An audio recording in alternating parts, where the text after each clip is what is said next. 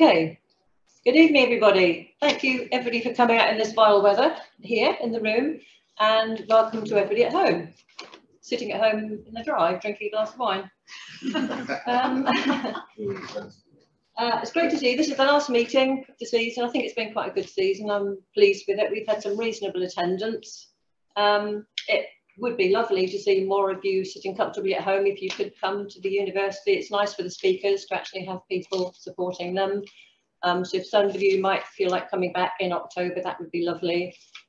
Right, so first of all, we've got some new members to welcome. I'm not sure if I haven't mentioned one or two of these before, but one of them is Andy Cruz. Another is Johanna Simonova, Anthony Hardy, Rupert Woodman, who only joined, I believe, today, and John Manners, who has rejoined. So he must have had a bit of a break, but he's rejoined. I will just mention again before I forget that I did bring a bird box with me for anybody in the room, and in fact, just bear with me. Oh.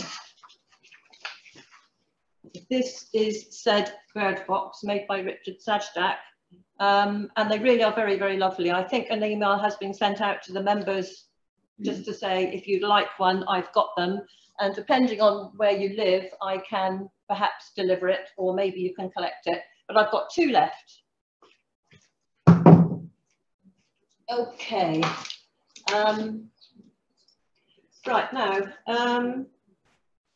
the next trip out with our group is on Monday, April the 3rd to Weymouth and Portland, which is a really good migration hotspot.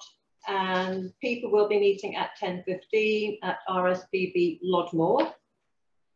The April the 24th trip to Rye Harbour has been cancelled. It does say so on the website, but that one is not on for whatever reason, I'm not sure. Now, other organisations who have trips and talks are the RSPB, Wokingham and Bracknell. Their next indoor meeting is on Thursday, April the 13th, and it's called Birdwatching in the Dark by Graham Giddens, and that's at Finchampstead. And one of their outdoor trip is on Sunday, April the 16th, and it's a day trip to Keyhaven in Hampshire. The RSPB Reading group, their next indoor meeting is on Tuesday, April the 11th, and it's called From Art to Zoology, A Story of Evolution by Katrina van Grauw. I hope I've pronounced that correctly, and that's at Pangbourne. And their outdoor meeting, or their outdoor trip, is on Sunday, April the 16th, and it's a minibus trip to Arne in Dorset. And finally, the NDOC indoor meeting is on Thursday, the 30th of March, and it's Borneo and Guyana. I might have to nick that one. I think I like the sound of that one. And it's Tom Mabbit, I think the name is. Yes, that's Mabbit, yes. Sorry, that's my bad handwriting. That's all right. Thank you, Sally. That's at Greenham. And their outdoor trip is on April the 1st, and it's a walk at Speen Moors. Okay, that's those. Now, I guess next, and before we go to Jonathan and his lovely Sri Lankan talk, has anybody seen anything exciting? Has anybody had one of the hoopoes that I've heard are around, or alpine smiths? Or anything else half as exciting? Anybody? Yeah, but not in Reading. Yeah, I've misled you. I've read it on Facebook. Ring-ousel at Greenham Common. Oh, a ring-ousel at Greenham Common. One of our members here has heard about. Have you seen it? Seen it, yeah. Oh, wow. And 5 black-necked grebes at Lower Farm on the same day. 5 black-necked grebes at Lower Farm the same day. Wow, nice. In breeding plumage. In breeding plumage. Oh, that must be lovely. Anybody else? There was a fire crest at Moor Green the other day. Okay, Robert's seen a fire crest at Moor Green. Right, anything online, Sally? I can't see any, there's no comment, nobody's put anything in chat, or I can't see any hands up or anything. Okay, and I haven't seen anything exciting. I've still only got the one male sparrow in my garden, house sparrow. I've got no more have come to join him, so he's still on his own, poor chap. Right, I think I've covered everything there. One thing is just the Ornamental. start time for next time. Yes, okay, I was going to do, oh right, I'll do that now, okay. The next meeting that starts in October will be starting at 7:30.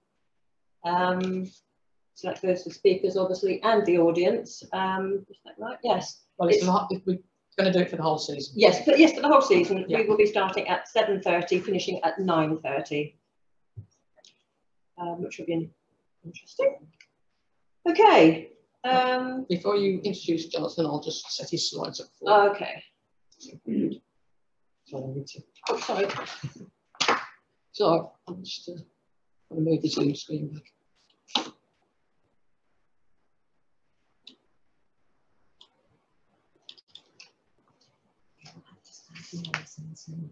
Yeah.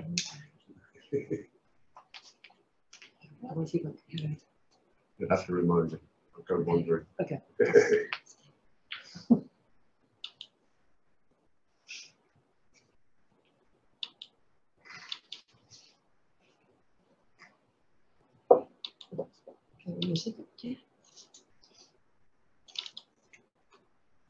There you are.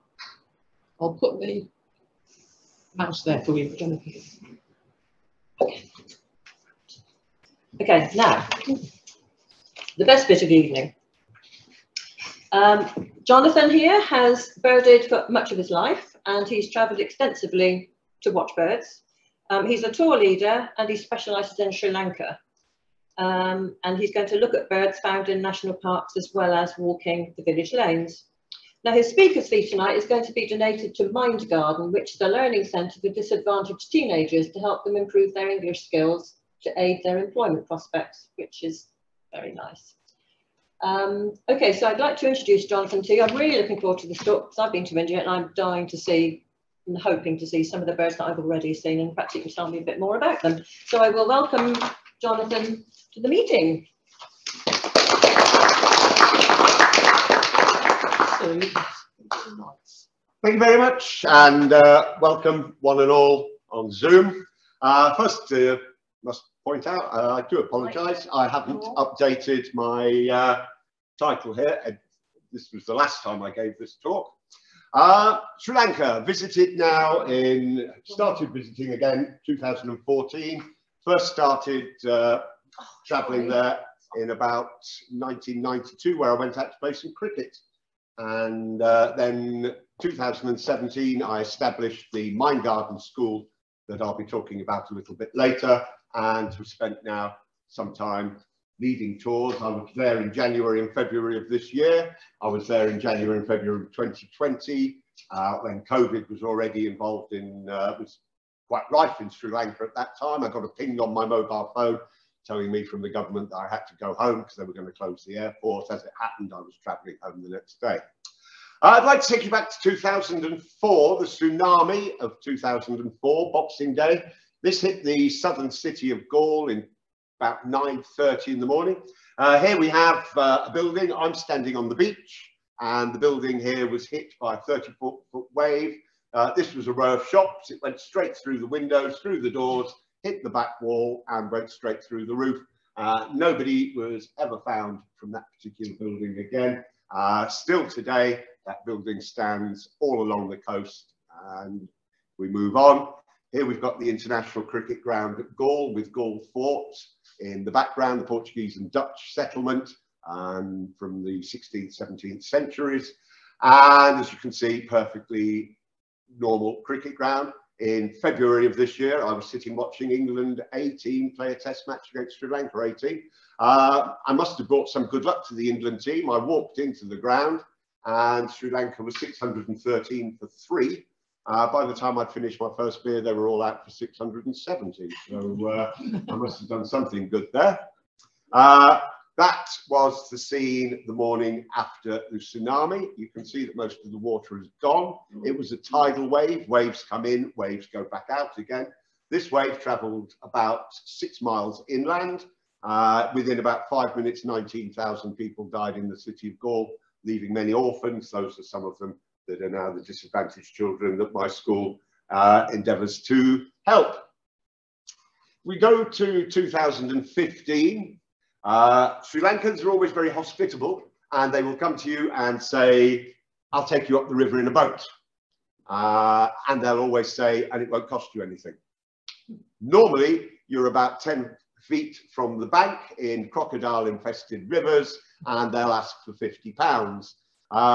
This chap here, Raja, who has become a good friend of mine, I had curry with him just a few weeks ago, took me up the river, and I rather upset him by when I got on the boat, I pointed to my pockets and said I had no money.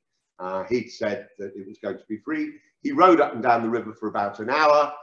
Didn't see many birds, but it was lovely there, as you can see in the background. Mangrove swamps, crocodiles, water monitor lizards, up to 7-8 feet tall, long rather. And then he invited me back to his house. And as we were rowing up and down the river, I said, what would make a difference to you? And he said, some shoes for my children. He'd lost everything in the tsunami, literally everything, including his father. And when I said, why shoes? He said, because I can't afford shoes. I said, how much will 3 pairs of shoes cost? And it worked out to be about £35.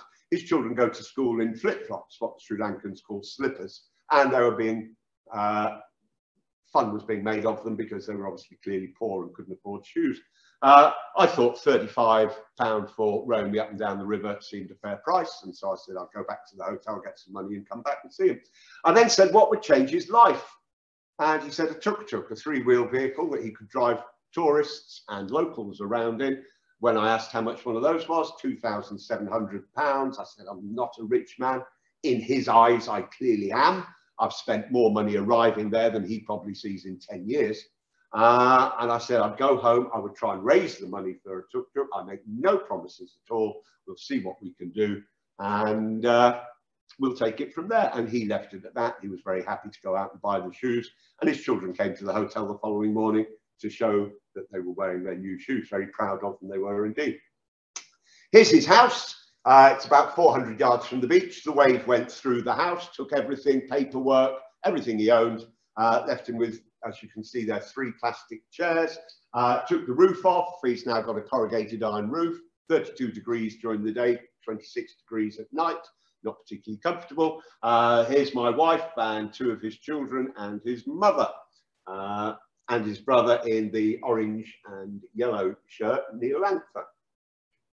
This is their kitchen, basically a metal door covering a fire pit and pot. So clearly, absolutely nothing for them. So I gave them a small amount of money and said that I would come back at some point if I raised the money for the tuk-tuk, and we'll come back to that story a little bit later. Just a quick view here of Sri Lanka. We're going to be visiting, is the arrow working? Just at the top. There we go. We're going to be visiting Negombo here. We're going to be going down to Gaul, and we're going to go over to Yala National Park, and we'll spend a little bit of time in a rainforest just northeast of Gaul as well. If we zoom in a little bit closer, the first place we're going to visit is the Knuckles range of mountains in a place called Kergol, which is on the road between Colombo and Kandy. Kandy, the cultural capital, temple of the tooth, Buddha's tooth. Very few people have seen it, and everybody who has seen it says it's a cow's tooth, but we won't go into that at the moment. We went here in 2014, a very boutique hotel, right out, no tourism there at all. My wife was rather concerned. The plan originally was go to India for a month. She comes from Walthamstow and had been to Canvey Island and Southend, and maybe India was one step too far for a holiday. So we settled on Sri Lanka, which I knew would be softer and more gentle and perhaps break her in and excite her to go to India the following year. So I threw the kitchen sink at it. It was really a comfortable 5-star holiday. Had a wonderful, wonderful time. When it came to discuss where we were going the following January, she said Sri Lanka. So we returned again in 2015. And now together we've been 4 times. And I've been altogether in the last 8, 9 years, 12 times. We're up in the hills here, in the mountains. Just to give you some idea of scale, the bird flying in the middle of that photograph is a cattle egret. So some huge trees here, and the view from the bedroom window. Wendy my wife, is very concerned about getting eaten alive by wildlife, by snakes, by scorpions, by you name it. And so I was a little bit concerned that there might be one or two things that make her a bit jumpy. She doesn't like insects. I run a moth trap every night at home, and I pop any rare moths or ones that I can't identify in the fridge at night. She comes down in the morning to get the milk out to make a cup of tea, and there's a row of moths staring at her. Occasionally any wasps or beetles that have got into my trap as well. So eventually she got fed up with that and went and bought me a small portable fridge that I have in my office down in the garden. A lot of the time, wherever I travel, I just like to wander and see the birds. I don't chase species, I don't have target species. My pleasure is just walking where I haven't been before, pair of binoculars, a camera. I now have a Nikon body with 150 to 600mm lens. Those of you who are a bit sharp-eyed will be able to see that I didn't always have that kit. So I've upgraded through the years. So some of the photographs are of a better quality than others. If we just whiz through some really common birds, this is the common myna, and they appear everywhere. And here we have, as Sue's already pointed out, the red-vented bulbul. You'll start noticing something about Sri Lankan bird names. They have very few birds that are named with slightly obscure names like wheatear or dunnock and typical old English names. They're all basically described by English and German and Dutch ornithologists in the 18th and 19th century, and it just says what they are. So this is a bulbul, it's got a red vent, so it becomes a red-vented bulbul. This is a sunbird, and it's got a purple rump sunbird. Basically the old world version of hummingbirds. This is a tiny little bird, smaller than a goldcrest. There's about 7 or 8 different species of them. And as you can see in the photograph there, they spend their time feeding on nectar in flowers that grow and bloom throughout the year. There isn't a season where there aren't things growing. A lot of the trees, they are deciduous, but they always have leaves. The old leaves push out the new leaves push out the old leaves, so there's always a lot of leaf litter, but the trees are always in leaf. They're never short of leaves, so that's good. And another bird that is regular and common. Back in 2014, my first trip there for many, many years, these were new birds. I bought the best book that I could get. It's a Helm Guide to the Birds of Sri Lanka, and I bought that in October, and I'd spent my time learning and going through that and trying to memorize as many of them as possible so that I could see them. But of course, I didn't know at the time their rarity or how common they were. So everything was new to me. So this, I have actually seen one in Britain once. It's a brown shrike. This is a juvenile. So in January, they're still breeding. They breed all the way through. There's no set breeding season because there's just the wet and the dry season. Basically, it's 32 degrees during the day and 26 degrees at night. The sun comes up at 6:30 and sets at 6:30, and that's how it goes. If it gets to 34 degrees, all the Sri Lankans complain it's hot. If it gets down to 22 degrees at night, they complain it's very cold. So a brown shrike, I didn't know if I was going to see one or hundreds, so I try and get a photograph as soon as possible. Another bird that I was very familiar with very quickly, this is the yellow-billed babbler. It's one of the babbler species. It's got a yellow bill. It's also got that glorious bright blue eye. This is a bird of leaf litter in the same way that our blackbirds flick around looking for invertebrates. And the locals call this the 6 and 7 bird because they always appear in either numbers of 6 or 7, and it's normally a family party. So, a perfectly camouflaged bird for messing around in leaf litter, as you can see there. One of the more stunning birds, and probably one of the most common, you will see it everywhere, you'll see it in city centres, on telegraph wires, telegraph poles, is the white-breasted kingfisher. Absolutely stunning bird. Going back, I can remember going back 40, 50 years in the bird books, and I think it was called the Smyrna kingfisher. Smarensis was its taxonomic name. Very common bird, and invariably sets itself up for some really good photos if you get it in good light. The secret of photography in Sri Lanka is you're going to get very bright, good light. And so I have the camera set to 2,000, 3,000 of a second shutter speed, which gives a lot of definition in the feathers, and then try and get the ISO as low as possible so that I can really get some speed, light speeds into the camera and hope for the best. These are the culmination of 8 years. And believe you me, when I come back from a 14-day trip in Sri Lanka, I've probably got 3 cards, each with 800 photos on. And if I keep 30, I'll be pleased. So these are ones that have worked. A lot of them don't. If I come across a bird that I'm not familiar with now, I might take 30, 40, 50 photographs of it as it poses. I shoot in manual.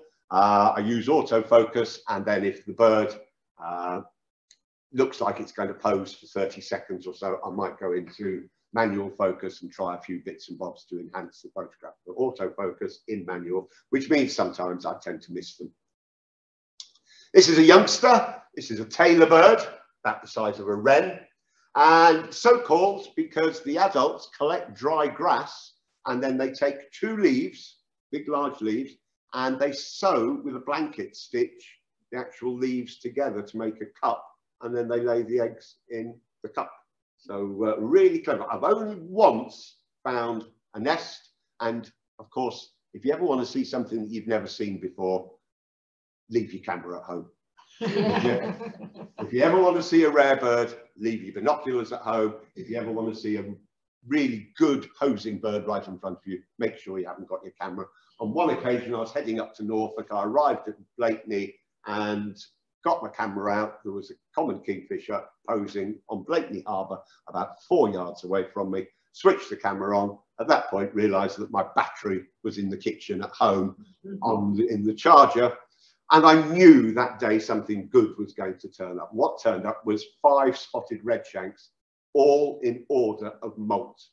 So the one on the left was pure black in summer plumage, and the one on the far right was complete winter plumage. And they'd organised themselves into just molting out of summer, midway, nearly winter and winter. And it would have made a fantastic photograph.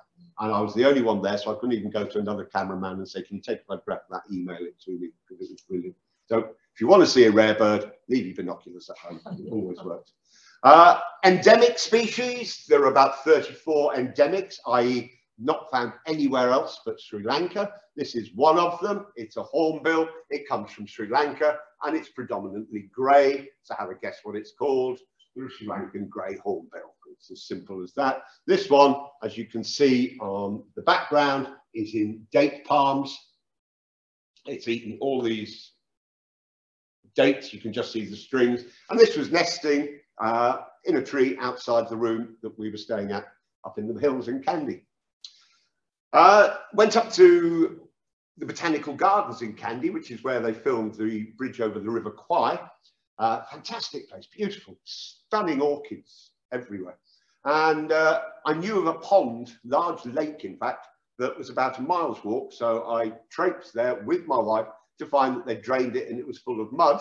But consequently, all that was there was this, it's a stork and it's got an open bill and it comes from Asia. So it's the Asian open-billed stork, which I hadn't seen before, so that was worthwhile. And then also, you're going to find mahouts with their Asian elephants. Sri Lankans don't call them Indian elephants for obvious reasons. They refer to them as Asian elephants. And these are really cared for. I always implore people, if they go to Sri Lanka on a holiday, please, please, please do not pay for an elephant ride. They are mistreated appallingly. They are beaten and tied up and really, and you will get on the elephant, they will charge you £20 and the elephant will walk for 10 yards and it will sit down and you get off and that's it. If you want to see elephants, go out into the woodlands, go to a decent elephant orphanage. The best one in the country is at a place called Udawalawe, where they've got a rehabilitation centre. It was always thought that once elephants had come in contact with humans, they couldn't be released. Now, not the case. Udawalawe National Reserve, which is a brilliant place, they indeed do release them. And you can sit there at 9 o'clock in the morning and the mahouts call the elephants in, baby elephants. They call them in 3 or 4 at a time. They get 2 gallons of milk and then some food, and then they're free to wander off and they come back every 3 hours for food. Absolutely stunning. Many birds in Sri Lanka, just to confuse you, no sooner do you get to learn them, then somebody comes along and changes their name.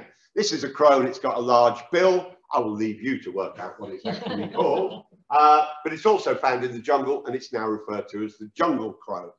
Intelligent bird. I've actually seen these using twigs to get termites and ants out of holes. They actually pick up a stick, put it in the termite hole. The termite will stick itself to the stick and the bird will retrieve the stick and eat the termites off it. So one of the few examples of a bird using a tool to feed. Another bird. If you were to see a golden oriole in Britain, you would be there with your camera, photographing it, shooting it, telling everybody about it. I haven't seen a golden oriole in Britain for about 6 or 7 years now. The last place I saw was Lakenheath RSPB Reserve up in Norfolk, Suffolk way. So when I came across this on my first trip, I knew it was a black-hooded oriole. I spent a lot of time trying to get the photographs of it. And of course, it turned out to be an exceptionally common bird. I walked 100 yards down the road, another pair, another 100 yards, another pair. So I managed to get the photographs. And as with golden orioles I see them in the Algarve in Portugal quite regularly, you would think a yellow and black bird would stand out in the trees. When it goes into the trees, it disappears. If I can just point out where it is, if I can find it's here. So as you can see, it's perfect camouflage, black and yellow, breaks it up. Also at Candy Botanical Gardens are the fruit bats, the flying foxes. These have got a wingspan of about 5–6 feet. They eat overripe fruit throughout the night, and sometime during the day. They fly at day. They roost in communes of up to 200–300 bats at a time. You do not walk underneath them. It's very straightforward. If you do, you'll understand why nobody else is walking underneath them. They're basically completely incontinent. You can smell them from about 1/4 of a mile away if it's a big one. I was a bit concerned that Wendy might find these a little bit disconcerting. She doesn't like bats in our garden, the pipistrelle. So when she had a 6-foot bat flying around, but it was too big, it didn't affect her at all. I was quite surprised by that. The other thing I thought she might be concerned about was the macaque monkeys. Again, this one hasn't got mumps. They have little pouches in their cheeks where they store food if they get disturbed. The locals tolerate these. They're Buddhists. They won't harm any creatures, but they also grow their own fruit and vegetables in their gardens up in the hills here. And so the monkeys like to come down and eat the fruit and vegetables. And so it's a sort of love-hate relationship. The youngsters on their way to school throw sticks at the monkeys, and the monkeys throw things back, which the children need to get out of the way because the monkeys are very good at throwing their own excrement. So, and here's a couple more. A male coming into complete breeding cycle and an adolescent one. These are leaf-eating monkeys, but they will eat fruit. And then the most common mammal of all is this. The Sri Lankans found it hilarious when I referred to it as a chipmunk, because they know what chips are and they know what monks are, but they couldn't see the colour, why they would be called chipmunks. They're called palm squirrels, and they are everywhere. If you're sitting outside a bar or outside your hotel on a lawn, frequently you'll be given a bowl of sort of Bombay mix type thing or some nuts. And if you take your eye off them, the squirrels are in and they'll munch their way through the hottest, spiciest stuff you can come across. Another yellow and black bird, I've only seen one, but they're supposed to be quite common, but this is the only one I've ever come across. This is a common iora, splendid bird. And this was on my first trip. The next bird I have here, excuse me, I was sort of thinking somewhere along the lines of lesser whitethroat, some sort of warbler type thing. It's a Prinia species, and it's got a grey band across its breast, so it's the grey-breasted Prinia, and we will see others. Moths, getting on to a very quick visit to the moths. I only photograph them. I have had in the past a license. You're not allowed to go moth trapping in India. You have to get special permission. As a Buddhist country, they got fed up in the 1870s and 1880s with Western lepidopterists coming, collecting all the moths, killing them and then taking them all back to Britain. So they put a stop to moth. You can apply to an office in Colombo to get a license. I've had one on one occasion. We went into a rainforest at about 8 o'clock in the evening, set up a small moth trap, put a big sheet that we got from the hotel laundry, tied that between 2 trees, and within about half an hour there must have been about 5,000 moths on it, of which I reckon 70% would be new to science. There is very little lepidoptery of macro moths, never mind micro moths, in Sri Lanka. It's a life's work waiting for somebody. Bit late for me to do it, even though I would like to do it. So a perfect example of Sri Lanka moth is this one. Large one, wingspan of about 4 or 5 centimetres. And another concern for my wife was wasp spider. This from tip to tip on the legs is about 8 centimetres. So it's a big wasp. This had actually built this web overnight in our window. So when you opened the curtain the following morning, there was this wasp spider. I don't know anymore. You can see the zigzag that the wasp spider that we have in the United Kingdom that's slowly moving north, likes 2-year-old grasses. So if anybody's ever looking after an area of grassland, if you leave some of the grass for 2 years, that's what the grasshopper's like. That's where the wasp spiders will be, because grasshoppers are their main prey. So this was a bit of a concern, and he wasn't bothered. However, when she opened the next set of curtains, there's a tree frog trying to get through the window. She'd already woken me up at 1 o'clock in the morning saying the monkeys are trying to get in. I said, it's not the monkeys, it's fruit bats, don't worry about that. So she was becoming accustomed to sort of living in jungle area where all these creatures were all the time. This one, however, did overstep the mark. This is a rat snake. It's not poisonous, venomous. But if you get bitten by it, you need tetanus and things, because it might well have Weil's disease, because it eats rats most of the time. It's about 5 or 6 foot long, so it's maybe twice the size of a female grass snake. I did chase after this with a pointed stick to see if I could catch it, knowing that if I could get the V of the stick on its head and pick it up and take it back to show Wendy, but it was too fast for me. So she was tolerating. I think her consumption of gin and tonics went up considerably. If we move now down to the southeast, Yala. I have issues with Yala. I first read about it in the 1970s, and I knew that one day I would go there. One thing that I always point out to everybody about Sri Lanka is, if you go there, don't look at the mileage and equate it to driving around in Britain. From the place where we were near Kandy to Yala is 140 miles. It took 8 hours in a car. The speed limit is 25 miles an hour. That's as much as you go, because the buses go at 25 miles an hour, and you have to go all the way up a hairpin bend to 6,000 feet in the mountain, and then all the way down. You cannot overtake. And so one whole day of our holiday of 13 days was sitting in the back of a Toyota. And it's a dead straight road for 3.5 hours. It is rather tedious. So if you look at it, 100 miles, even on the motorway, it's 50 miles an hour. So if you've got 100 miles, you're looking at 2.5 hours as well. So bear that in mind when you plan any trip. The second thing about Yala is it's huge. And they, as you can see on the picture there, they've got different zones. They only open certain zones at certain times of the year, and the jeeps go in there. They have 200 jeeps.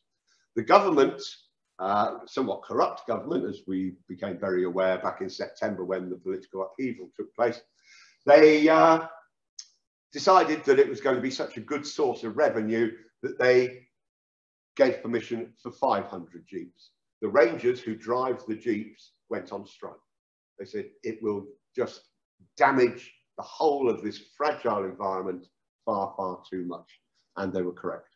So I always point people at Udawalawe Reserve, which you'll see just about the same as Yala. Maybe not quite so many bird species. Yala, I did 85 species in a day. And I was just sitting in the back of the Jeep. You can't get out of the Jeep.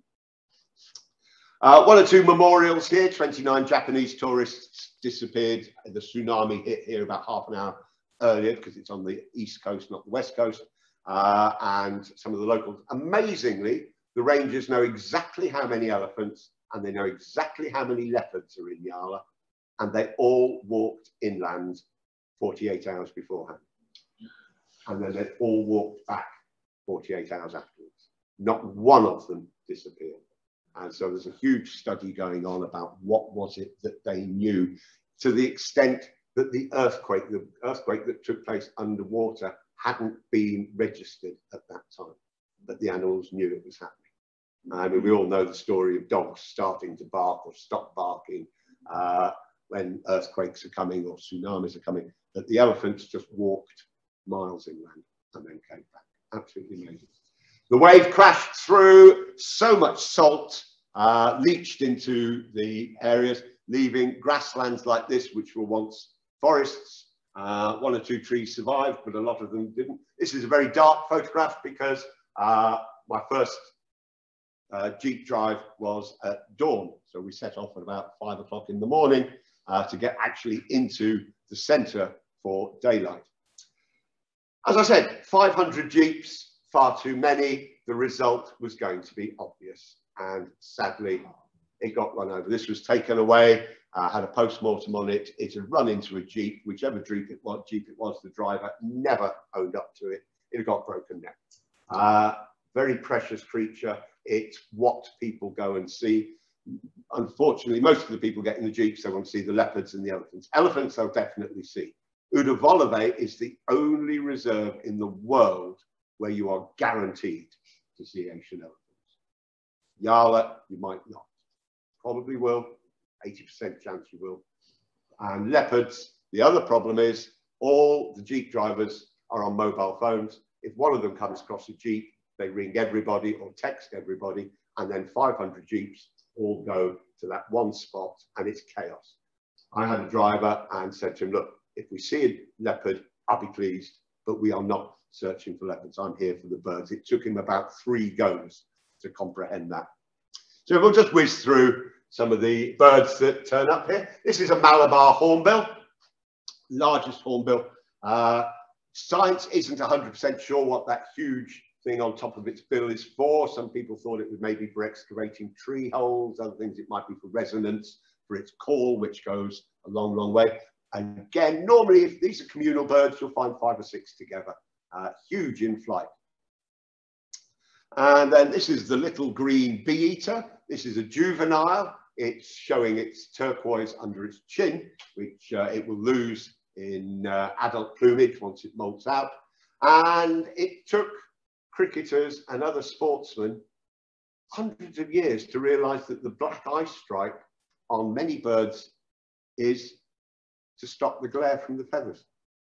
And you now get the cricketers that put black over the top of their eyes when they're playing under sunlight and things. Right? The little bee-eaters knew that thousands of years ago. The other birds that do it, shrikes. Both shrikes have got that black mask as well. And then another bee-eater, the little green bee-eater, common as anything. This is another bee-eater. It's got a blue tail. Anybody want to have a guess what it's called? Blue-tailed bee-eater. This was one that I got recently in Udawalawe. I took people on tour into Udawalawe towards the middle of February. We had a fantastic time, and that was just posing. Again, you can't get out of the Jeep, so all these photographs in Yala and Udawalawe are taken from the back of a Jeep. And you have to shout at the driver sometimes to stop because he won't see them while you're sitting looking for them. This is an ibis, and it's got a black neck. End of. All right. And then these are called tanks. This is an area that, again, the tsunami got to, the water couldn't come out, so they've ended up with these small ponds. And here we can see there's a spoonbill, there's a tern species in flight, there's some whistling duck, and at the back there are 1 or 2 black-winged stilts. There's one black-winged stilt just walking off stage left, lost its head, and basically, this is where the crocodiles will be. They'll come down to these water holes and just submerge themselves. Sometimes you can just see their eyes and their nostrils. And they'll wait, not for the birds, they're not too interested in the birds. They'll wait for the deer and other smaller creatures to come down to the watering holes for water. A common bird of prey is the Brahminy kite. Again, taken from the back of a Jeep. And then earlier we saw a juvenile brown shrike. Here's the adult. There is a rare brown shrike that comes from the Philippines and migrates to Sri Lanka. Roughly 250 resident species, and that number is supplemented by about another 254 that migrate in what we would consider winter. So basically from the end of October through till the end of February. So you've got 450 species, and there are plenty of them. Birds are everywhere. This potentially, it's got a grey head rather than a brown head, possibly the rarer Philippinus shrike, but I haven't had any confirmation on that. For those of you who go bird watching in the Camargue or the Algarve or anywhere on the Mediterranean, black-winged stilt will be very familiar with you. Again, a very common bird here. Now this one is a crested serpent eagle. It's got a crest and it eats snakes, so fairly quickly. This one, it's not the worst named one. We'll come to that a little bit later. Absolutely brilliant name, something. And occasionally I saw a bird and I think, wow, never seen one live before, never seen one in the wild. I really need to get a photograph of it. We'd been in the car for 8 hours. We were about 10 minutes from the hotel, and there was a peacock sitting in a tree, and I'd never seen a wild peacock before. So I was desperate to get the photos, and the driver convinced me that I would be seeing more of them, so not to fuss about getting a photograph of it. So I missed that one. The following day, there was one in the tree, and then we drove a little bit further, and we got one displaying to a peahen as well. So that was absolutely superb. It's a common bird. I've stayed in hotels where they're calling from the roof. Absolutely superb. And if you just go back to that one, you can see the wing feathers there are orange, and I found one feather. It's probably about 45 centimetres, 60 centimetres long. I have it in my hat. It's a bit feather worn now. It was a bit of a nuisance if I was in a queue getting on a bus or something, because the feather would protrude a good 35 centimetres behind me and people were walking into it. Pelicans with spots on their bill. Spot-billed pelican. They must be very efficient feeders.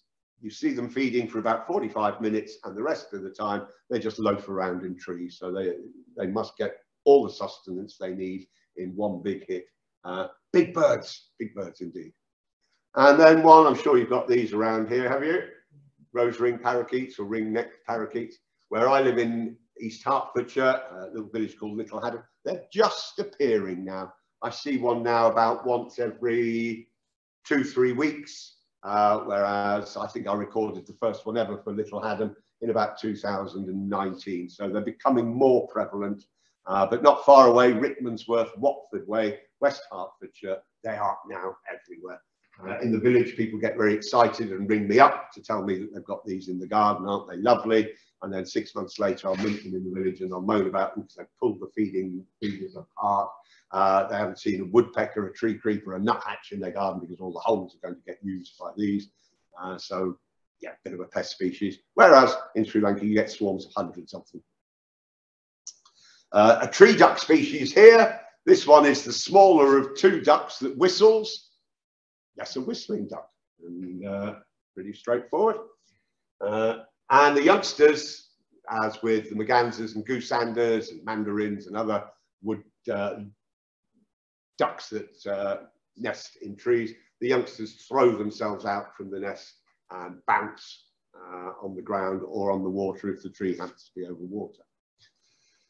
Pipits are always quite difficult to get sorted out. The default pipit, obviously in Britain, is the meadow pipit, and in Sri Lanka it's the paddy field pipit.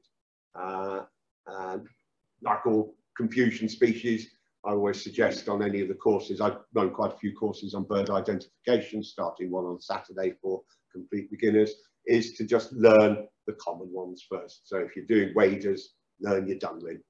And once you've sorted out your dunlin, you'll start noticing ones that feed differently, walk differently, run rather than walk, and then you can start looking at those. And the same with pipits. Sort out your meadow pipit, sort out its call. Then when you come across a rock pipit, a water pipit, then you might well be able to pick it out and think, oh, that's not a meadow pipit, so where are we? So yeah, paddy field pipits. Unfortunately, the first book I got on Sri Lankan birds, it has about 8 different artists, and the pipit page is the least well illustrated.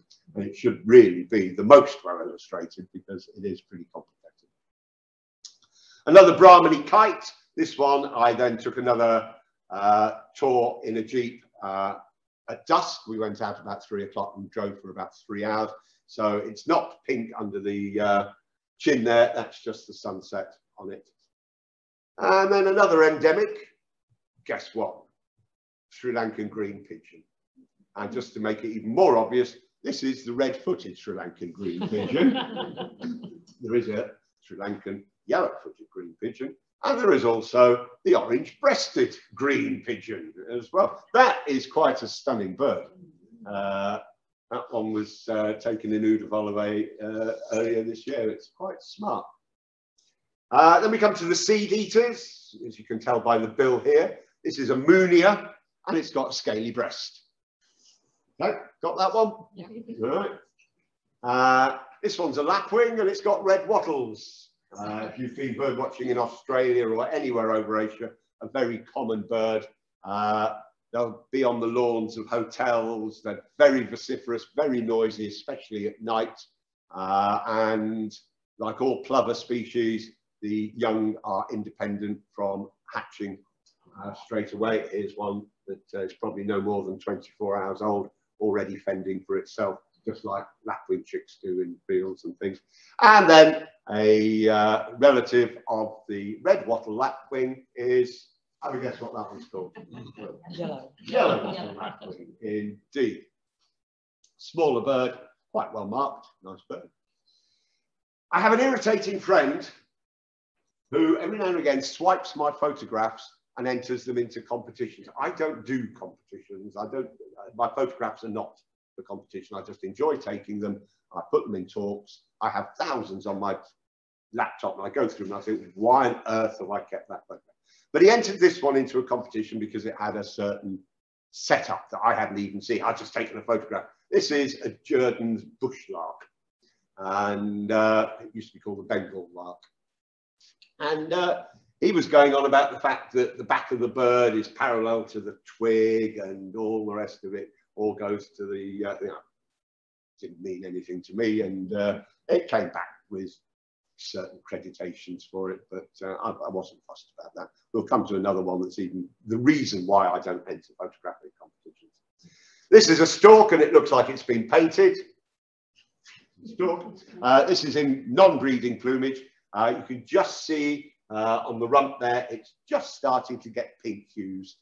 They will get darker and then it will have all sorts of different shades going on it. That's all. Again, we're still in the Jeep, still driving along. So some of the photographs get a little bit tricky. What we know, stone curlews around the rest of the world are called thick knees. This is the, not Sri Lankan thick knee, just called thick knee basically. And they're nocturnal, look at the size of the eye. So this was appearing, as you can see the colour in the water there, at sunset. All right. Only one I've ever seen, so not many of those.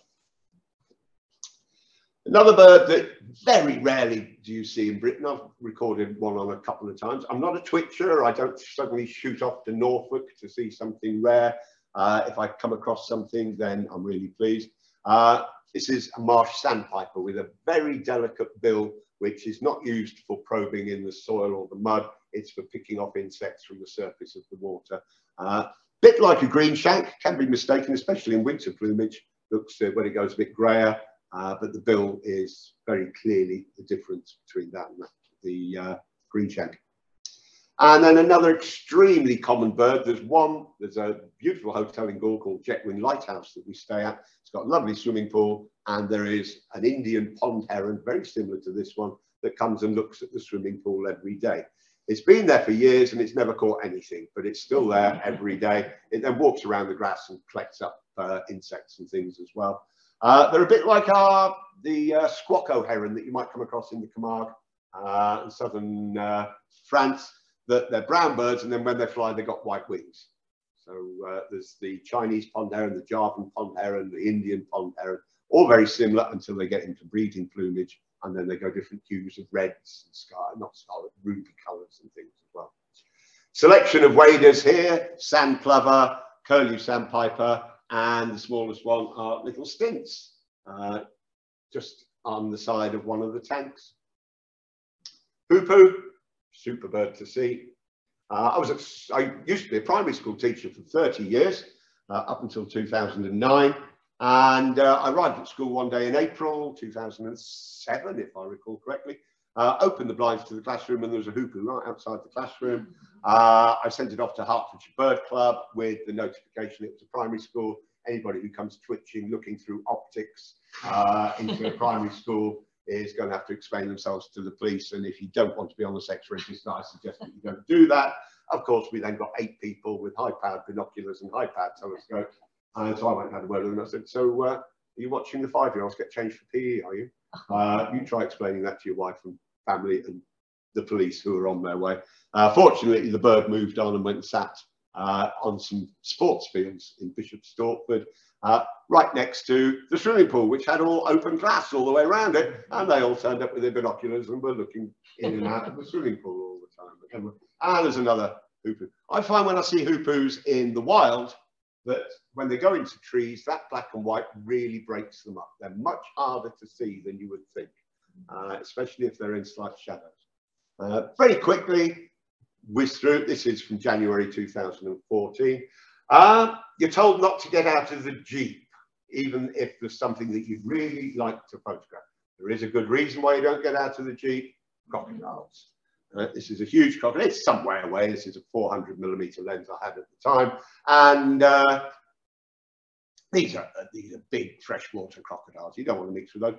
But even more, the reason you don't get out of the Jeep is you get what the Sri Lankans call the mugger crocodiles. And this is about 7 foot, 8 foot long in the grass. You wouldn't see it. And believe you me, they can run faster than I can. So you stay in the Jeep and they will just stay there. Other bits and bobs. This is a very young monitor lizard, probably only 2 feet long, probably a couple of years old.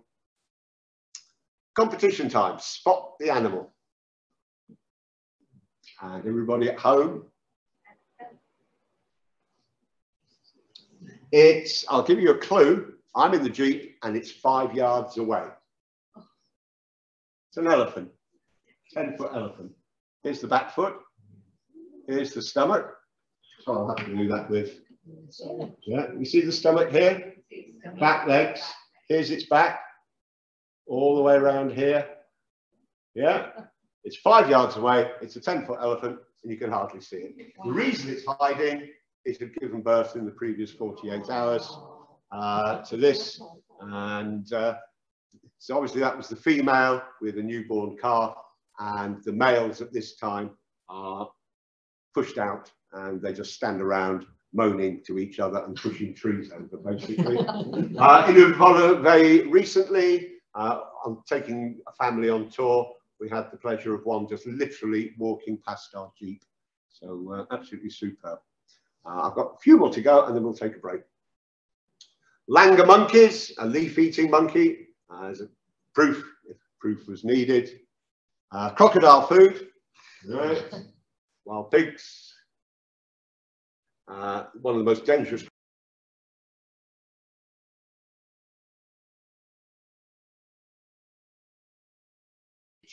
I went to a bird walk from a place called Vladislawowo to a place called Hell in Poland. It's along a peninsula in the Gdansk Bay. 25 miles there, 25 miles back, 3 nights walking. Great bird watching, brilliant bird watching. That raised around £800, so we were up to £1,000. And then I hit on the idea of having a wine tasting in the village hall and invited as many people in the village that I knew, which was a considerable number. And we had about 60 people that turned up. They donated prizes for a raffle. Some were so good we had an auction. It was free to get in, pay to get out, basically. I gave a show about Raja and said what it was all for. I then said that if we could raise £1,000 on the night, I would put in £1,000 to double it, with the proviso that that would go towards my airfare to go back to Sri Lanka, because I wanted to go and buy the tuk-tuk for Raja, not for just him to go and collect it and then take it home, sell it for £2,000 and then enjoy £2,000 and not have it. So it was in my name for the first year. So eventually we got, that night we raised with my 1,000, so 53 people raised £1,800. And then I added that 2,800 quid. So we got £1,000 over the target, which meant in April 2015, I returned. I'd already transferred the money to the tuk-tuk dealer. And here we are collecting the tuk-tuk. Here's Raja on the right with his friend, handing over the keys.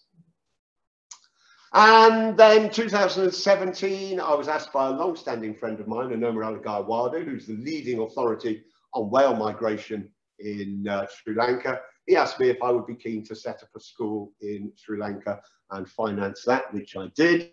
I now go over 2 times a year, and here we have plenty of the students. When I was there for a fortnight, they put on all parties. Here's my wife and myself with Anomar and his wife Anusha out for a meal in 2019. And fundraising, on one occasion, I walked from my front door in East Hertfordshire to Cromer Pier, 160 miles. I did that in 9 days. I self-funded where I was staying at night. It was the best pub crawl I've ever been on. And that raised huge amounts of money, £3,412 from friends and family. I write a nature article for the local newspaper, and I got some money out of the company that produces the newspaper as well. And so I returned in January 2020. We made some purchases, and that's when I had to come home because of COVID. So it's only last couple of months that I've been back for the first time. So if we take a very brief break there, gone on maybe 5 minutes too long. The second half is, I hope, a little bit shorter than the first half. So it's not a half. Okay, thank you very much.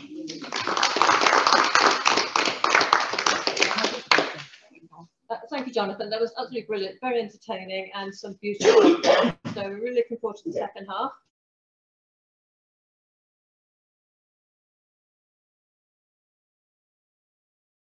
Thank you. And welcome back to the Zoom group. Trust you had something a little stronger than pineapple juice. So we're now moving to the southwest of the island, around the Gaul, which is where I bought the tuk-tuk for Raja. He lives in a village called Marmodra, which is between Gaul and the hotel he's staying called the Jetwing Lighthouse. Superb sunsets. 6:30, and the sun just disappears into the Indian Ocean and is gone within 10-15 minutes. Few general views. Top left there, that was flattened by the tsunami. The locals call that the jungle. Clearly not anymore. That was taken completely out. Standard view of the road outside the hotel with cattle and cows walking down it. Bottom left is the view from the breakfast table at the hotel. And on the bottom right is another shot of the house that we started with that was severely damaged, and to this day still remains. I looked at buying a property in Sri Lanka and was advised against it because there are so many unscrupulous Sri Lankans that are selling houses that are not theirs, that nobody has come forward since the tsunami of 2004 to say, that's my house.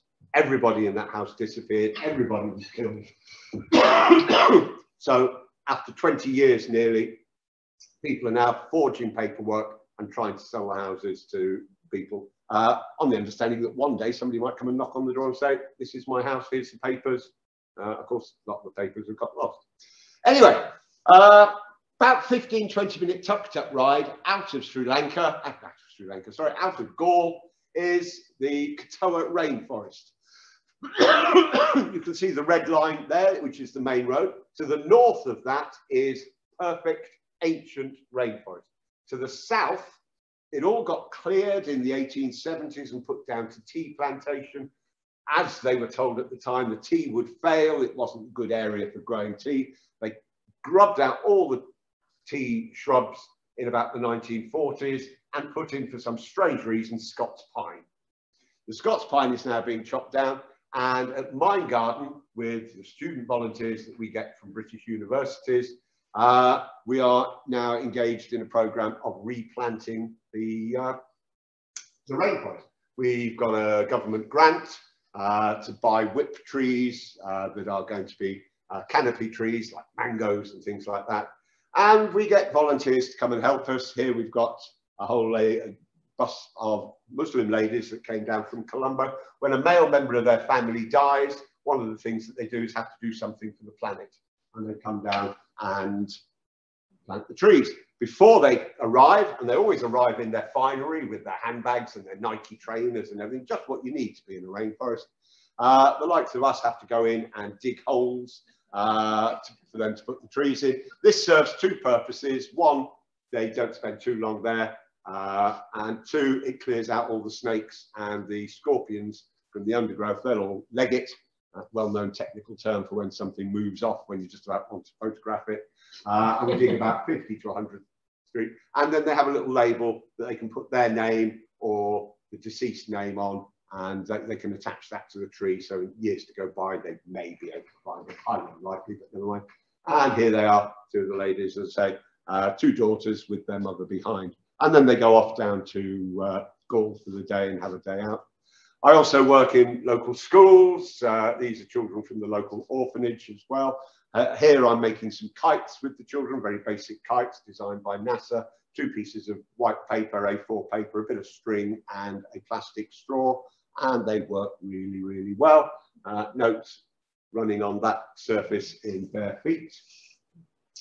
2019, Wendy and I went there and we gave a lot of the students a certificate for what they'd achieved. It was all made up, but it was to show how enthusiastic they were about improving their English, so that when they went for job interviews, they could take this. I would stand as a referee and a reference for them. I occasionally contacted the company to talk about them a little bit more, to give them all the support. And here they all are with their beaming. I think there's some right characters in here. If I can just draw attention to one or two.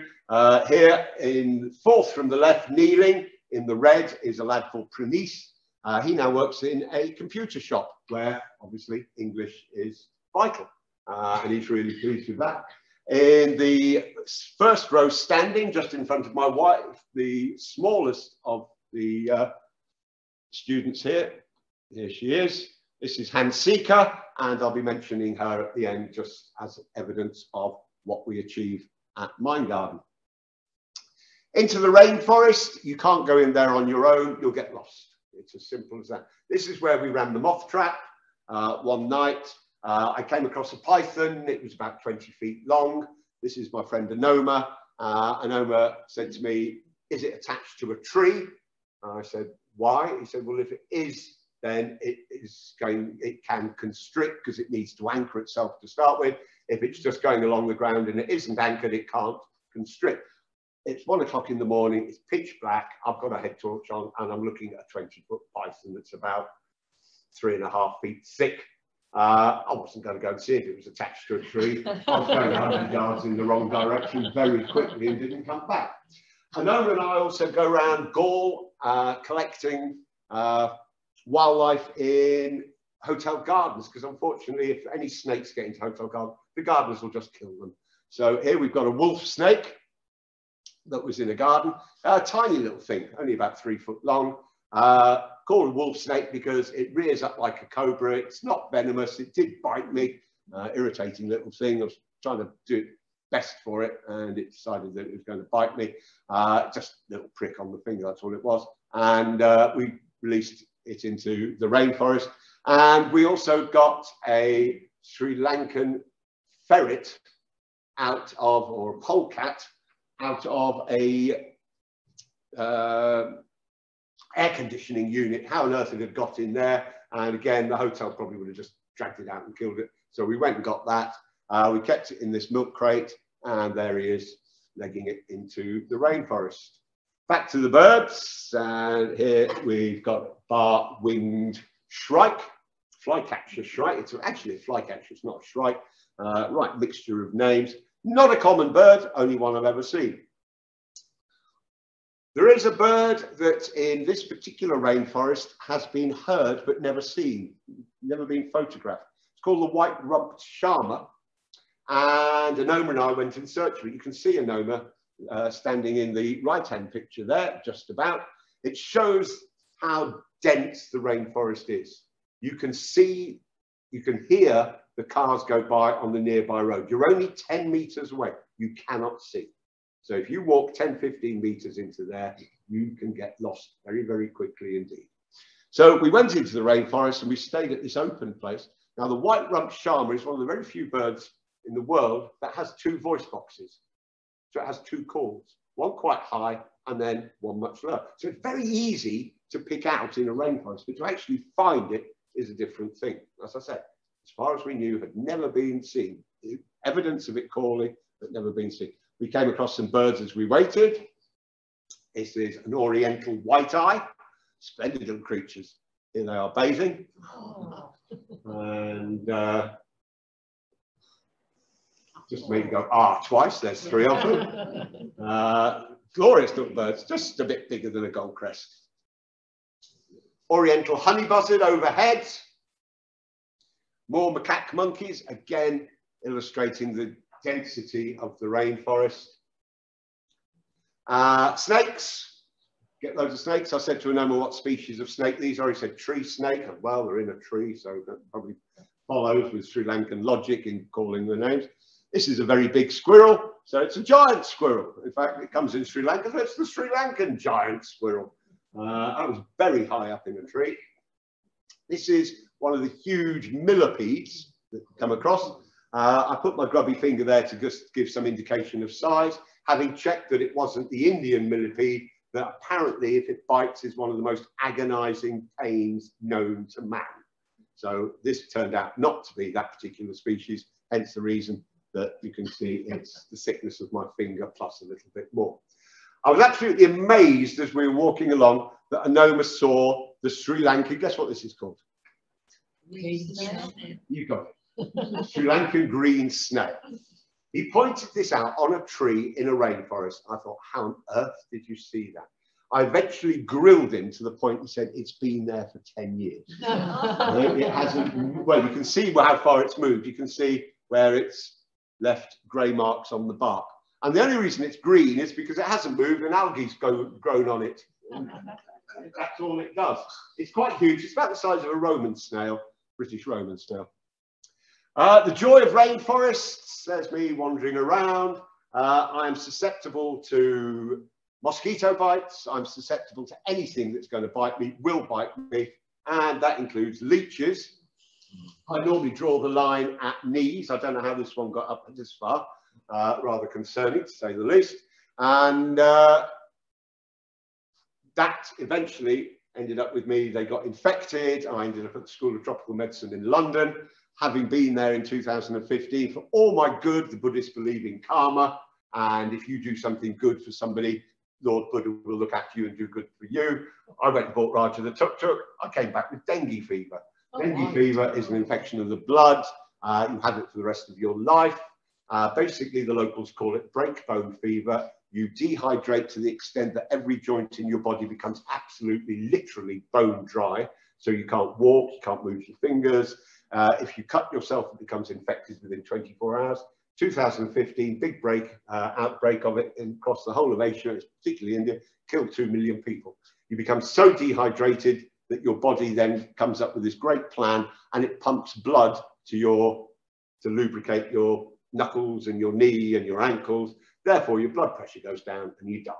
I ended up in the tropical medicine there. That was my first trip. 2019 was my second trip when I was done by the leeches. Basically, I got some virus that was flesh-eating virus in it. So I had tiny little leech bite, and within a fortnight of me getting home, it was the size of a 50p piece. So I thought it was time to get something done about that. I now can't donate blood anymore because of dengue fever, so much for Buddha and his karma. Anyway, we were looking for this bird, and we stood and we waited, and we could hear it, and all of a sudden, here it is, the white-rumped shama. This is the male, showing obviously the white rump. Not great photos, the light wasn't brilliant, but it's evident. And just to make it even better, the female turned up as well. So first photographic evidence. Here's another one, and another one. There's the female without the white rump, in fact, not the first one. Got all sorts of other birds just to whiz through here. This is the Asian coal, a bit larger than probably missile thrush size, maybe a bit larger than that. Very distinct voice, often calls from the middle of the tree, so you can't see it, but you hear it a lot. This, I think, is the Marty Feldman of the bird world. If you were to, when I go into schools and do nature things with children, and I give them about 10 different bird pictures, and then they cut the beaks up, the heads up, the legs up, the wings up, the tail up, and then they invent their own bird by sticking it all back together again, and then describe what it eats because they've used that beak, they've used these legs, they've got what type of wings, is it fast flying, hovering, whatever it is. So I get them to give me some feedback on it. This looks like something the children would make. We're going to put a brown head on it. Oh, let's have some yellow around the eye. Oh, let's have a red beak. Oh, let's make it green. Let's make it yellow underneath. Brilliant camouflage. They disappear into trees. You cannot see them. They're very common and very noisy, but it's the brown-headed barbet.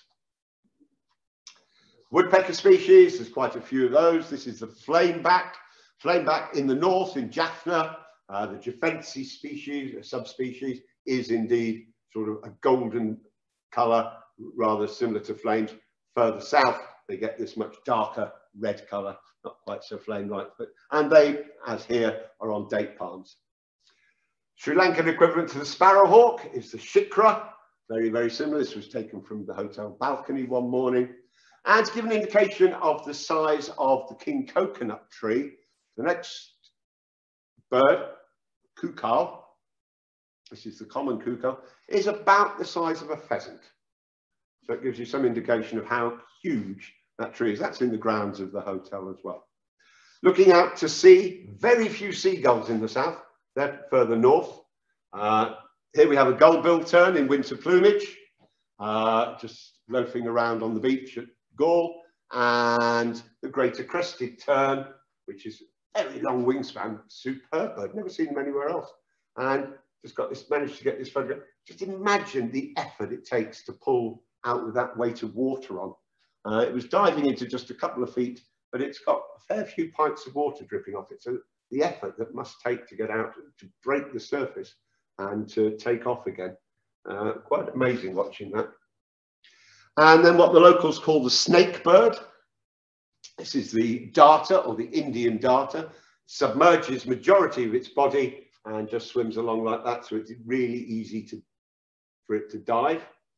The most common bird in Sri Lanka, this is a crow, and it always lives near houses. What's it called, Sue? House crow. You got it, Sue. Yeah.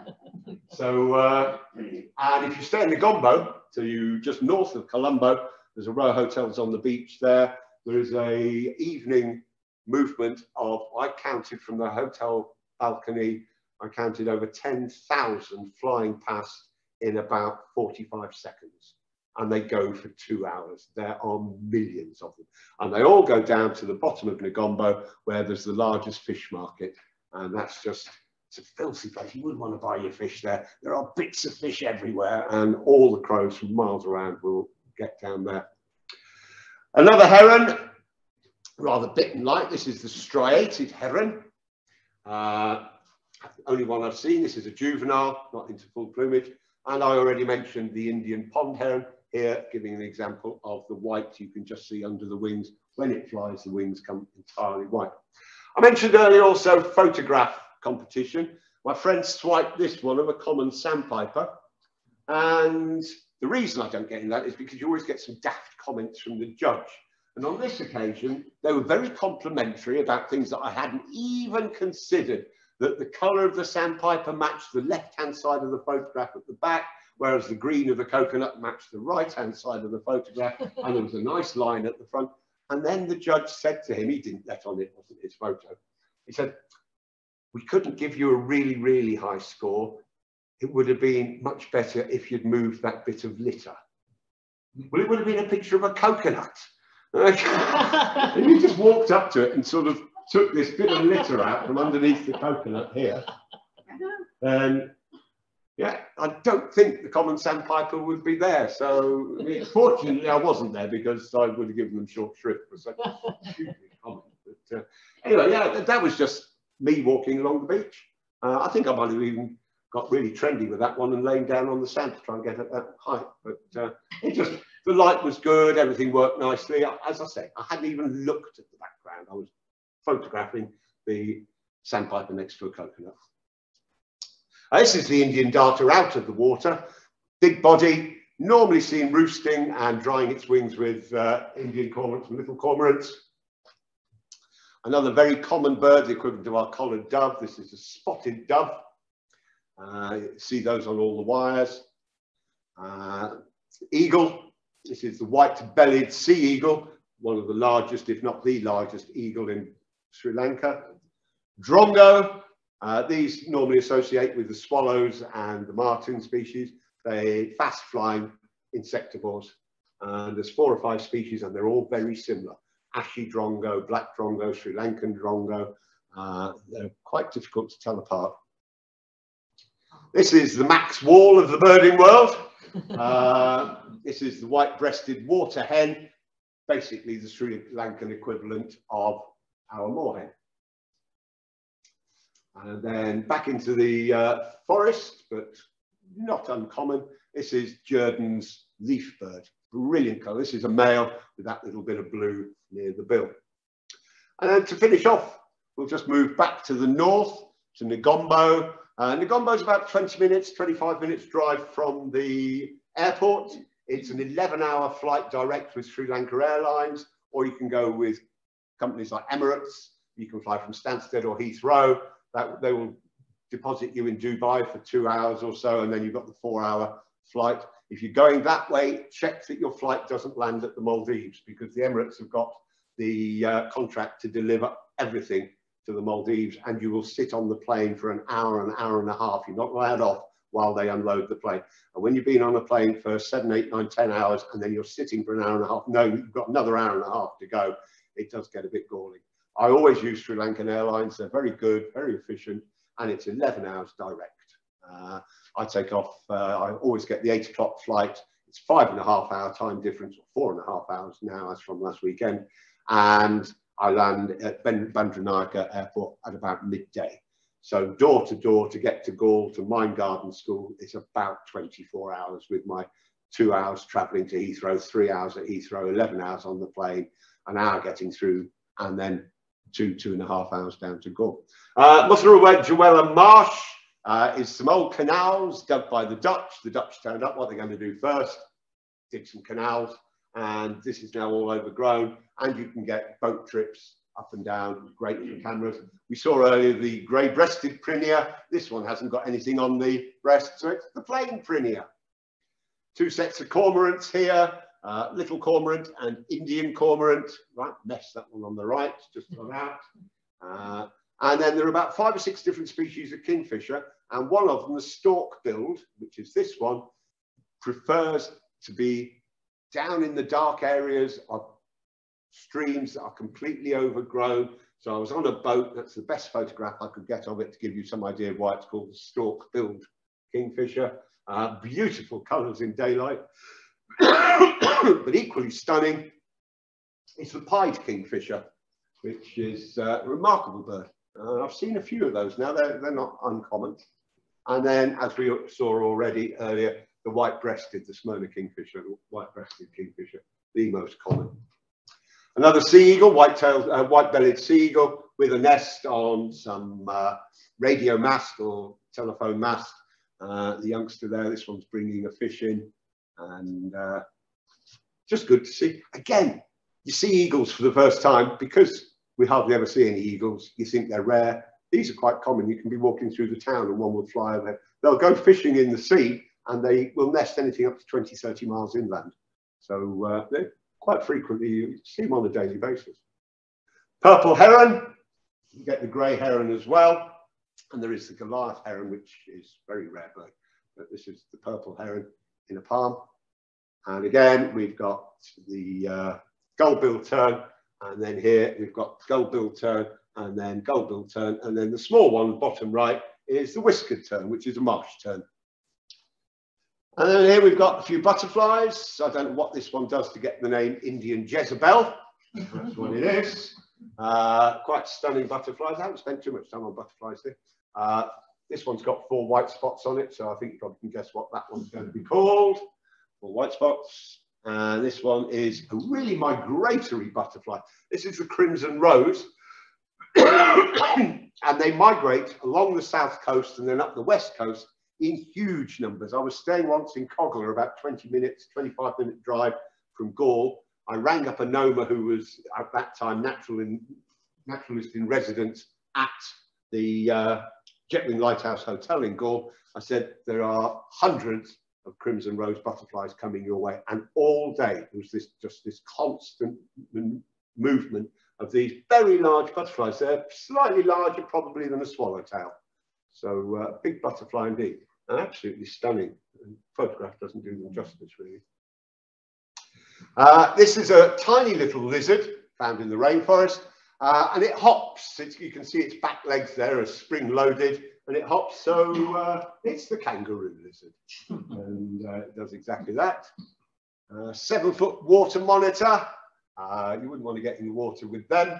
They're pretty big creatures indeed. They're not particularly aggressive, but they're just large. You wouldn't want to get bitten by one, that's for sure. Like a lot of these, if you do get bitten, they've got so much bacteria and viruses on their teeth that you're really going to need to go to hospital, have injections, have it all cleaned up. Otherwise, you will almost certainly end up with all sorts of infections. So always best to do that. Turtles, there's about 5 different species of turtle. We, at Mind Garden, we have students that come from Plymouth, Swansea University. They are quite often marine biologists. They come through a company called Traveltier. They have to fund their own thing, but once they arrive, they will get some digs through Traveltier. They'll get a truck driver that will drive them around. They'll do a day or 2 at the school. And now we've set up a turtle hatchery where we've got a few turtles that we keep there. One's blind, one lost a flipper in a shark attack, and we keep those. They wouldn't survive out there. Either the fishermen would kill them and sell the shell, or they just get predated. So we keep those. They're in a tank. That's not ideal, but it does actually attract tourists to come in and have a look, and then we ask for donations. We also go out at night. A couple of weeks ago, well, Poya Day is in Sri Lanka, is full moon day when alcohol's not served, and on Poya Day we go down to the beach and we follow the olive ridley turtles mainly that are coming up, and we wait till the females finish laying their eggs, then we go and dig them up and take them to the turtle hatchery where we bury them again. The reason for that is the monitor lizards will predate the nest, and now there's so many stray dogs. The stray dogs have learnt to predate. So monitor lizards have always predated, but now we've got the stray dogs, and the locals go and dig them up and cook them. Well, they'll have them eggs on toast, and so we try and get to them before then, and then we'll hide where they've been. We've brushed the sand to make it look like we haven't been there, because often the female will come up the next night and deposit another 100 eggs or so. Very proud creature here, the oriental garden lizard, and this one comes in many, many colours and leads me to have the theory that when I was at school in the early 1960s and we looked at pictures of dinosaurs, they were all grey or brown, and I bet they weren't. I bet dinosaurs were multicoloured, because we get so many reptiles that are. Why would we have reptiles now that are multicoloured? There's a lizard that I photographed in the Camargue some years ago. There was this brilliant lizard, bright green. Never seen one before, never seen one since. Took a photograph of it, sent it to the warden of the reserve that I was at the Camargue. Asked him what the name was. He came back, lizard bear, green lizard. Should have been come from Sri Lanka. Do apologise. Stuck in the throat. Oh, by the way, top tip. Fortunately, I don't think we'll have another pandemic for 100 years. But just in case we do, here's a really good top tip. Practice a smoker's cough and then go shopping in the supermarket and join the queue. and then start coughing, and you're at the front of the queue straight away. It's brilliant. It works really well. There's people scattering up. Yeah, it works well. And we'll finish off here with a little sunset from the beach at Gore. Now, I mentioned earlier a little girl called Hansika. Here she is in 2018. She comes from a really poor family. She would arrive at school of her own volition. She would come in the back of her dad's tuk-tuk. She's 18 years old here in 2018. As you can see, there's absolutely nothing of her. On a good day for breakfast, she would have a Jacob's cream cracker. That would be a good day. So myself and Anoma and other helpers at the centre, which is the other side of the road here, took her down the road where there's what the Sri Lankans call short eats, a little sort of cafe type thing. You get a cup of coffee and what they call wadi wadi, which is sort of pastry type, samosa type things, wadi wadi. And we'd buy her some of those and a coffee. It was pennies, literally pennies. And she was really up. She worked so hard. She came, she did her reading, she did a lot of writing. She came out with us. The rule was, once we started the lessons, no Sinhalese being spoken, no Sri Lankan being spoken, all English all the time. When we were out doing nature trails, or we were out flying kites on the beach, or we were planting trees in the rainforest, always English, to give them more confidence. I wasn't in the business of correcting their English. I wanted them to be more confident of the English they've got and introduce them to new words and new phraseology and things like that. She texted me 2021 as we were coming out of the first wave of COVID. Sri Lanka had been really strict, 24-hour lockdown in Colombo for 4 months. You could go out to get meat and vegetables from the army that would deliver it. Only when they sounded the horn could you go out, and then it was straight back into your house. You would get chicken, vegetables and rice, close the door, in for 24 hours. By the time we got 28,000 people had died in this country, Sri Lankans have got 28. And it never really took off there in a big way, but they were very concerned because their population is more dense than ours. So anyway, Hansika texted me saying she got a job interview. So I FaceTimed her. I said, go around to Anoma's house, get Anoma's laptop, and we'll talk through the process.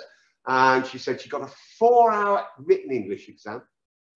She was going for a 5-star hotel reception job, and that she was going to have then a day behind the reception of a 5-star hotel with very pushy Asian guests that are turning up. Their 5-star hotel, they expect the best, they want the best, and they will certainly let you know if it isn't the best straight away. Their money is very important, and they think that that money buys them importance. So she had that, working on a computer system she'd never familiar with before. All she knew was laptops. I taught her PowerPoint and a few bits and pieces to do presentations together, as I did with the other 20 students. She texted me the following day to say she got the job. She was earning £350 a month, which was more than the combined income of both her parents. I saw her a few months ago. She seems to spend her money on boyfriends and hats and going to parties. And take a look at her there in 2018. And this was her last year. Absolutely. And that's just one of the examples. We've got another lad that was in one of the photographs. He's now the coordinator for Facebook for Nestle in Colombo. So his English has taken him to actually doing all the Facebook presentations for one of the biggest multinational companies in the world. As I said, Praneeth has gone on to computers. We've got others that have gone into council offices, council buildings with English. So that whole cohort really did well, 2018 and 19. We've had so many interruptions.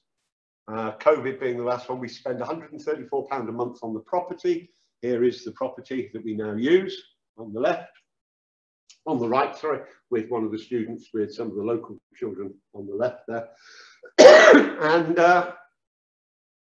we had this property, and we'd given a lump sum, some of the money that I'd raised from my walk in 2019. To lower the rent, we actually gave the owner a lump sum, and he unfortunately charged £134 a month for 2 years while we had no students because of COVID. And we couldn't negotiate our way out of that. So that cost us around sort of £2,400, £2,500 out of the £3,000 that I donated.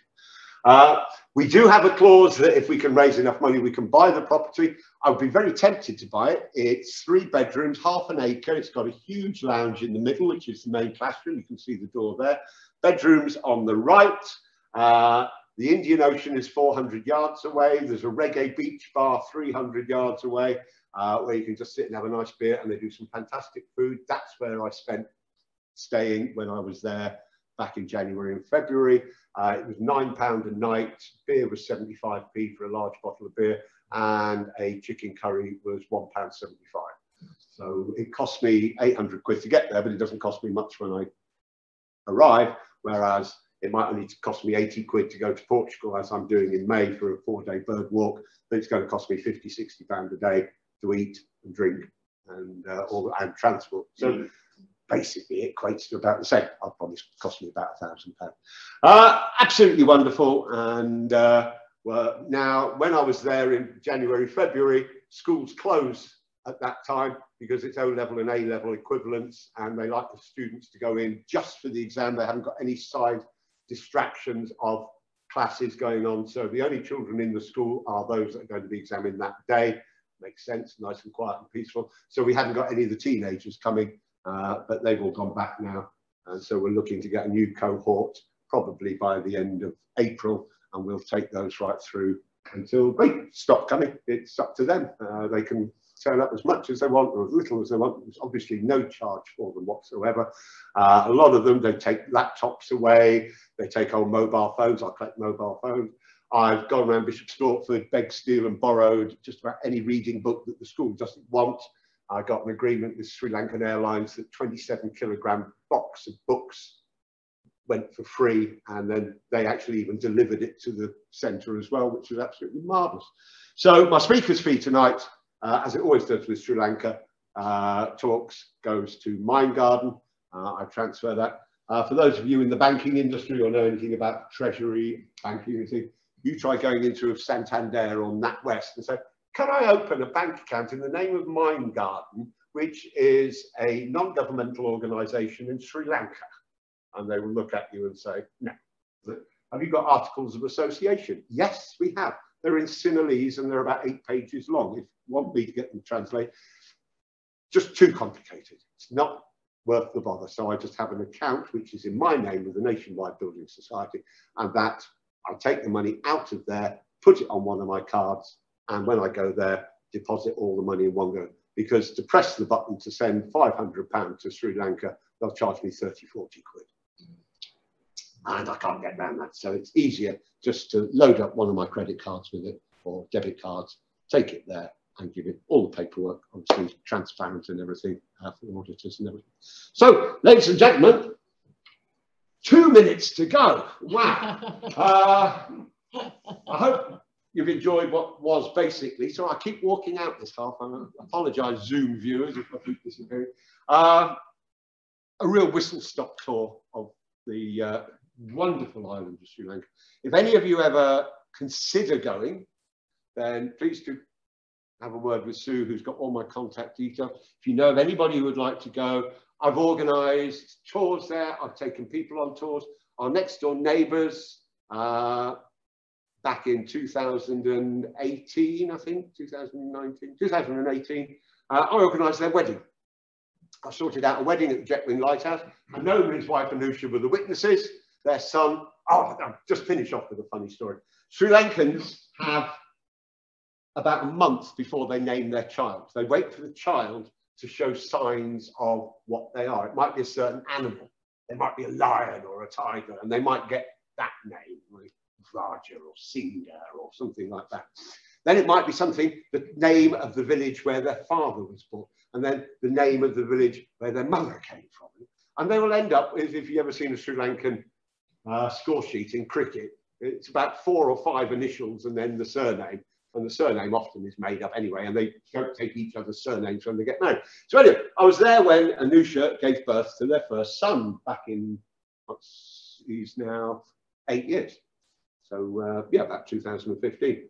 And while I was there, I eventually said to them, have you chosen a name yet? No, we haven't, we're still waiting. And I said, okay, so it was just called Baby.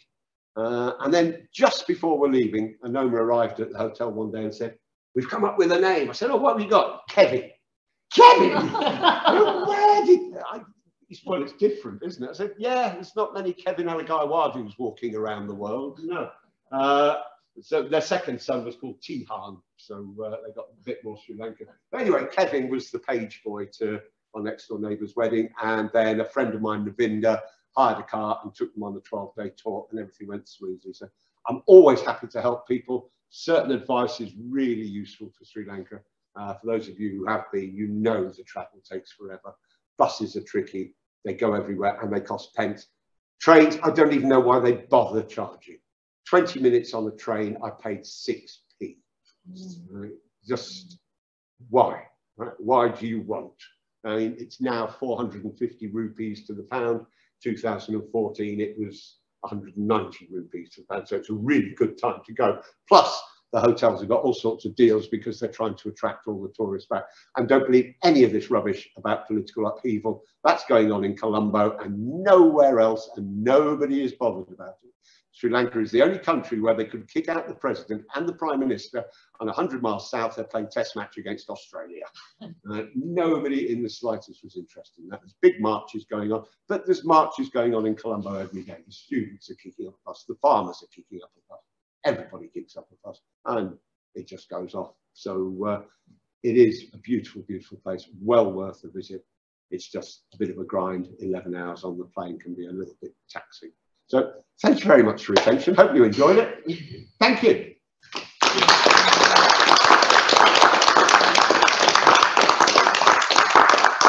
Thank you, Jono. That was absolutely tremendous. I'm sure we all really enjoyed it. You were very entertaining. And you've done some wonderful work, haven't you? It's Terrific work rewarding, with yeah. those children. Yeah. Yeah, I mean, the thing that we have to keep stepping back from, I have to say to the volunteers, is we're not the good old white man coming and helping you. It's you help yourself. We're here to guide, we're not teaching. Yeah. Exactly. Does anybody have a question for Jono here? Or anybody on the internet? Sally? I feel I have to ask, how did Wendy cope with leeches?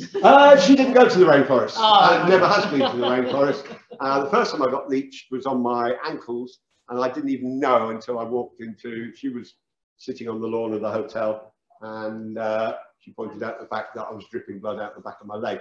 But yeah, I just get attracted. They just come to me readily. The Sri Lankans just pull them off. They're walking around the rainforest in flip-flops. I've got leech socks and all sorts now, and they still find a way to get me. So, but yeah, no, she's fine. Quite